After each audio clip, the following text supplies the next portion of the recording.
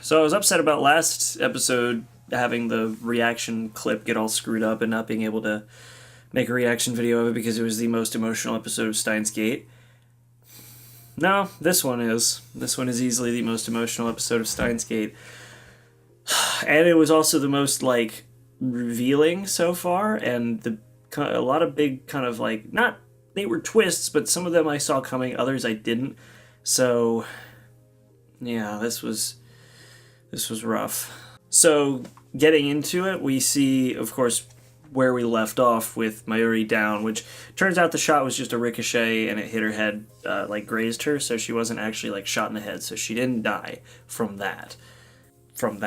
But we see, or we find out, that the woman in the leather outfit, well, so this was interesting. The leather outfitted woman was Kagari, but all of the soldiers that were there said Reyes, which revealed that it was Judy Reyes who was the other woman in the motorcycle outfit. But she was also the one that we saw dead with the other one standing over top of her from the last episode. And Kagari went nuts because she thought that Mayuri was actually hurt badly. Thankfully she wasn't, but we thought she was, and Kagari thought she was as well. I'm sorry, I'm coming, I'm very, I'm not under-energized, I'm just very, still processing what I watched, because this is right off the tail end of me watching the episodes, so that's why I'm kind of, little down. So, yeah, Kagari goes and beheads two dudes with her bare hands, and takes out pretty much everybody else.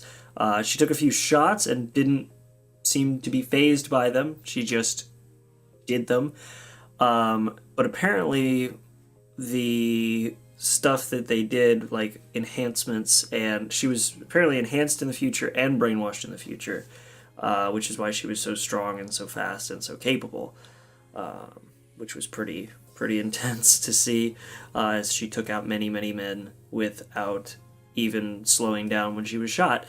So there was that, though when she did finally calm down, she did succumb to her injuries, and Leskinen did finally take her out. And that is another thing. Leskinen's here.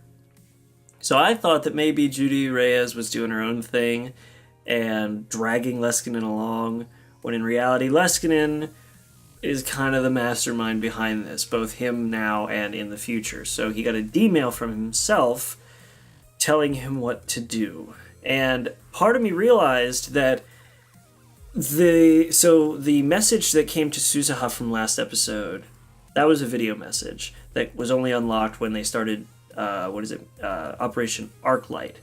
So there's that. Then we see that Leskinen got a D-mail as well, a video message from himself in the future.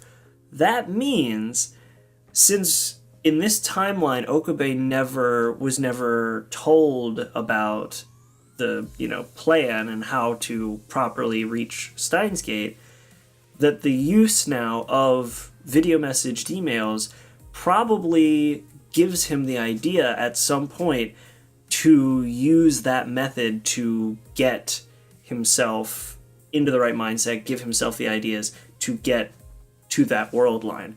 I'm wondering if that's where the inspiration comes from, is from seeing all these other people using these video messages to reach them in the future, or in the past. So that might be where they're going with this. I'm not 100% sure, but basically at this point, I think at this point we have reached the pinnacle of conflict where the world's turning to war, and it's going to be World War III very soon.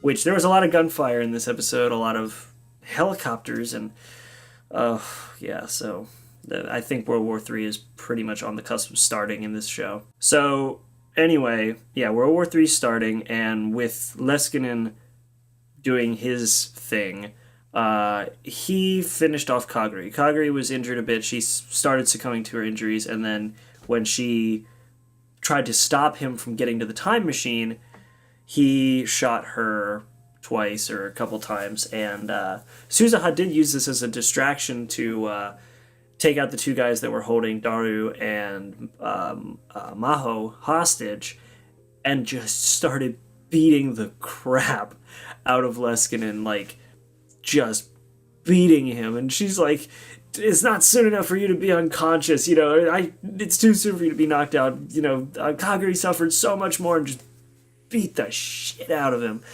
So there was that. And then Kaguri died with Suzuha holding her hands in Mayuri's arms, and of course they're playing the music, they're playing that, the song they played from a couple episodes back, the one that Mayuri taught to Kaguri, so. Mama. I'm like all messed up, so sorry if I'm like stuttering and pausing and stuff. I'm just like kind of all a mess from this episode. And after all that's done, more of the Derpa and Stratophore agents show up, or soldiers show up at this rooftop, and are just basically open firing on one another. And so Daru, Maho, and Okabe hide behind one of the sections of the building, and Suzuha and Mayuri get into the time machine and go to travel into the past to the point in time where Okabe was trying to give up on saving Kurisu. And I feel like this might not be up for debate, because I'm sure people who've played the visual novel know the absolute answer, but I don't know for certain if this is something. Here's my theory. What happens? They get in the time machine. Time machine starts taking off. A missile blows up the time machine. Like, it looks like it blows up the time machine. There's pieces of the time machine left. But I don't know if the time machine was damaged as it traveled back in time, or if it was just completely annihilated. Because there's bits of it, but there's not like huge pieces of it. There's a couple pieces left behind, and I'm wondering if Suzuha and Mayuri made it in time or not. I really don't know, and it worries me about that, because at this point, somebody even said in the comments, it's like, at this point, Suzuha and Mayuri have both had their arcs. And with them having their arc, they really have served their purpose in this timeline. And whether they died or traveled back in time, they only had one trip available to them in that time machine. So because there was only one trip left, whether or not they blew up and died or traveled back in time, that's it. They're gone. They have no other time options left. They're gone. I mean, traveling back in time successfully may as well be them being dead in this timeline, because they're gone now forever.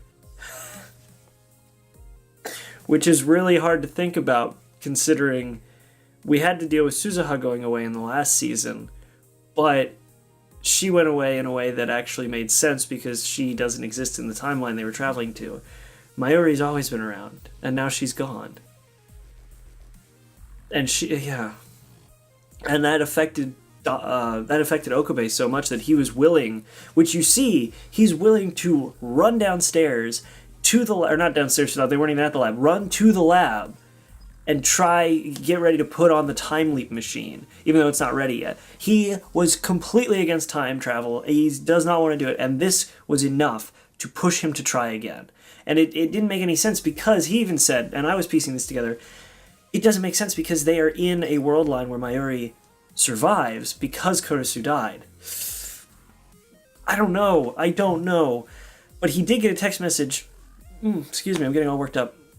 He did get a text message from Mayuri, but he got it late, which makes me wonder if she sent it from the future, or no, it wouldn't have been from the past.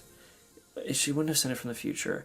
But then I realized that it was probably because the towers came back online. The cell phone towers that were down. She sent it while the towers were out. Okabe didn't receive it, then the towers come back on, and he receives it. This was an emotional episode. It was a beautiful, beautiful message that Mayuri sent, telling him that that she loved him. She loves both, and she even said, she's like, I know if something is to go wrong. This is my first big mission. I know if something's to go wrong, that Hoenn Kyoma will show up and swoop in a brand new time machine.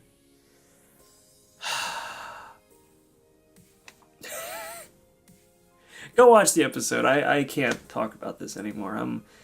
I just we've been interacting with these characters now for almost 40 episodes, and they're gone.